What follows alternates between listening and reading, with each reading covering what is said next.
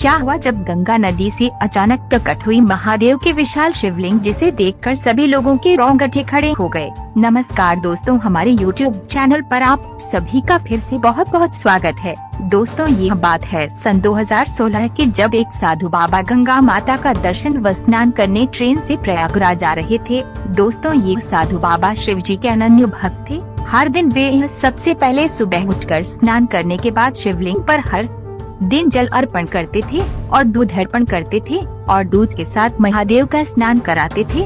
इसके बाद ही वे अपने दिनचर्या की शुरुआत किया करते थे। उसकी आस्था शिव जी के प्रति अटूट और प्रबल थी। एक दिन साधु बाबा को घर में गंगा जल का एक काम पड़ा, जो कि पूजन विधि के लिए उन्हें काम पड़ा था। फिर क्या वे ट्रेन से प्रयागराज जाने लगे। जब वे प्रयागराज पहुँचे तब बहुत ही समय हो चुका था, जिस कारण उन्हें कोई भी गाड़ी आसपास नहीं दिख रही थी। साधु बाबा ने वैसे तो बहुत गाड़ी ढूंढने की कोशिश की, पर वे असफल रहे। आखिर में हार मानकर साधु बाबा को वहीं रुकना पड़ा। जब सुबह हुई तो साधु बाबा हर दिन की भांति सुबह उठकर गंगा नदी में स्नान करने के बाद शिव जी के मंदिर को ढूंढने लगे, क्योंकि उन्हें हर दिन की तरह इस दिन भी शिव जी का जल अभिषेक करना था। ये दूर दूर तक गए, लेकिन उन्हें कहीं नहीं शिव जी के मंदिर का दर्शन नहीं हुआ। उन्होंने वहाँ के आसपास के लोग से पूछा, भाई यहाँ आसपास कोई शिव जी का मंदिर है क्या? मुझे जल अभिषेक करना है। मैं हर दिन शिव जी को जल अभिषेक करता हूँ, किंतु वहाँ पर किसी को भी वहाँ शिव जी के मंदिर के बारे में पता नहीं था। वहाँ पर आसपास खड़े सभी लोग साधु बाबा को कहने लगे, क्षमा करें, हमें नहीं पता।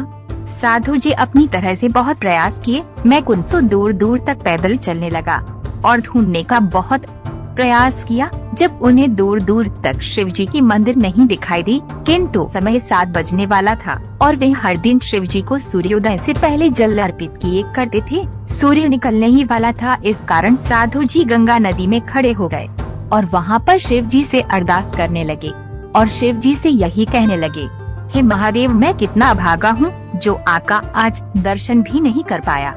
मैंने आपकी मंदिर को ढूंढने की बहुत प्रयास किया, किंतु मैं असफल रह गया। हे महादेव, यदि मेरी भक्ति शक्ति आपके प्रति आस्था मेरी अटूट हो और सच्ची हो, तो हे महादेव, आप मुझे दर्शन देकर मेरे जल को स्वीकार करो।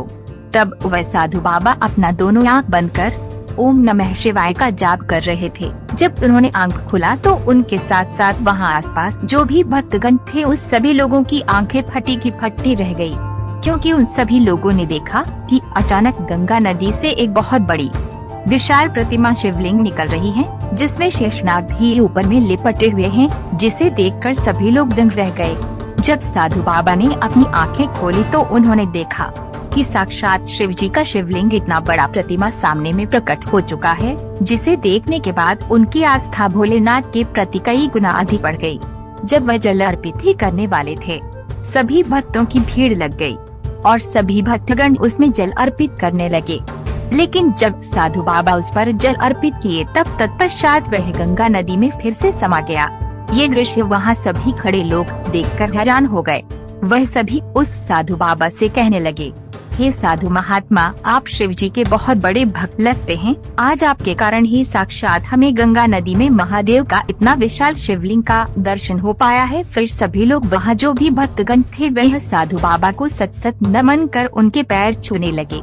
साधु बाबा यह सभी दृश्य देखकर दंग थे और उनकी आस्था भोलेनाथ के प्रति अटूट हो गई। जब वो ट्रेन से अपने घर वापस आए तो उन्होंने ये सारी घटना आसपास के सभी लोगों को बताई, लेकिन उन्होंने कहा, नहीं साधु महात्मा, ये आपका भ्रम होगा, ऐसा कुछ नहीं होता।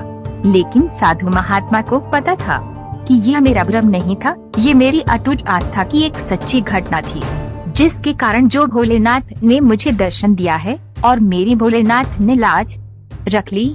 दोस्तों, आपको क्या लगता है इस कहानी को लेकर? हमें नीचे कमेंट में लिखकर जरूर बताइएगा।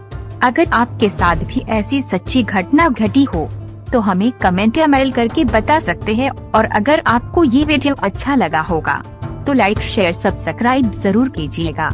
हम मिलेंगे और अगले नए खास वीडियो में, तब तक के लिए बहुत